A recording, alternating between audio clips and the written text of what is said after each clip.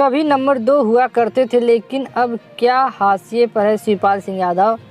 राजनीति का मतलब राज करने की नीति, यानी जब बात राज करने की हो तो नीति अच्छी बुरी, अपने परायों की भेद करने वाली, किसी पर मेहरबानी तो किसी के साथ रूखा व्यवहार करने वाली होती है। राजनीति में कोई अपना नहीं होता, मगर अगर राजनीति में अनिवार्य शर्त शासक बने रहना होता है तो शिवपाल सिंह यादव आज की तारीख में उतने ही प्रासंगिक हैं जितना मुलायम सिंह यादव के ज़माने में हुआ करते थे। मुलायम सिंह के कार्यकाल के दौरान शिवपाल सत्ता के केंद्र हुआ करते थे। शिवपाल यादव अपने आप को नेताजी के बाद नंबर 2 मानते थे। यदि ऐसा करते तो उनके पीछे वजह भी थी। साइकिल पर सवार होकर पश्चिमी उत्तर प्रदेश की गलियों का मथा था, जनता की मिजाज को समझा था और उसका ही नतीजा जो कि समाजवादी पार्टी के रूप में नजर आया, जिसमें मुखिया अखिलेश यादव हैं। सवाल यह है कि शिवपाल यादव जो खुद को नेताजी के बाद नंबर 2 मानते थे, वह 2012 के नतीजों के बाद नंबर 1 क्यों नहीं बन सके। इस सवाल का जवाब आम लोग या खास वो मानते हैं कि नेताजी का पुत्र प्रेम भारी पड़ा और यूपी की गद्दी पर अखिलेश यादव को आसीन होने का मौका मिला।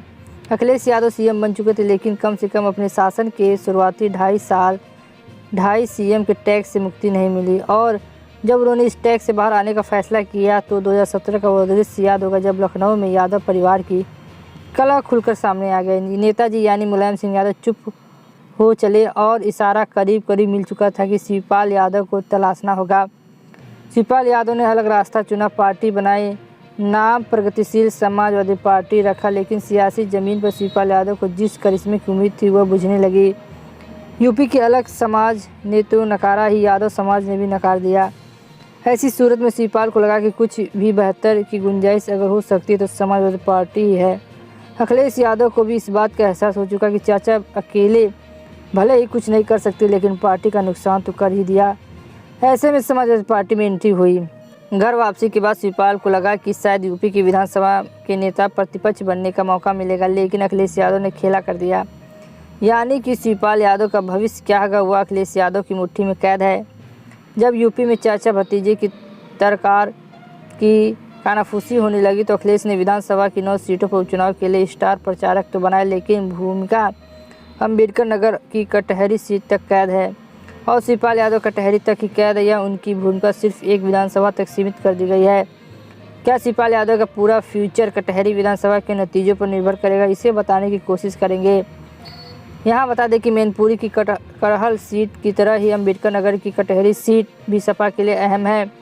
शिवपाल यादव की भूमिका कटहरी तक ही क्यों कि इनका जवाब यह है कि वह स्टार प्रचारक के साथ विधानसभा के प्रभारी भी हैं, यानी जिम्मेदारी कहीं अधिक है। 1991 से अब तक हुए चुनाव में एक दफ़ा बीजेपी तो एक दफ़ा सपा को जीत मिली है।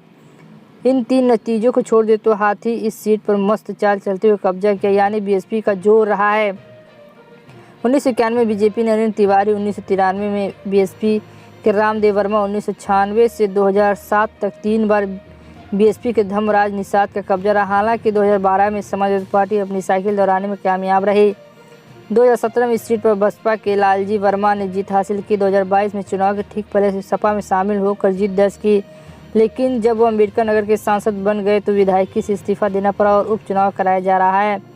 इस सीट पर बीजेपी और बीएसपी दोनों की निगाहें लगी, लिहाजा सपा प्रमुख को यह लगा है कि किसी दिग्गज शख्स को जिम्मा देना चाहिए और उसके लिए शिवपाल यादव मुफीद नज़र आ रहे हैं। अब इसके पीछे यह तर्क दिया जा रहा है कि अगर सपा इस सीट को बचा पाने में कामयाब नहीं होती तो ठीक रहा, शिवपाल यादव के सिर फोड़ेगा और वैसी सूरत में वो दबाव की स्थिति में नहीं रहेंगे। अब क्या लगता है अपना कमेंट करके ज़रूर बताएं।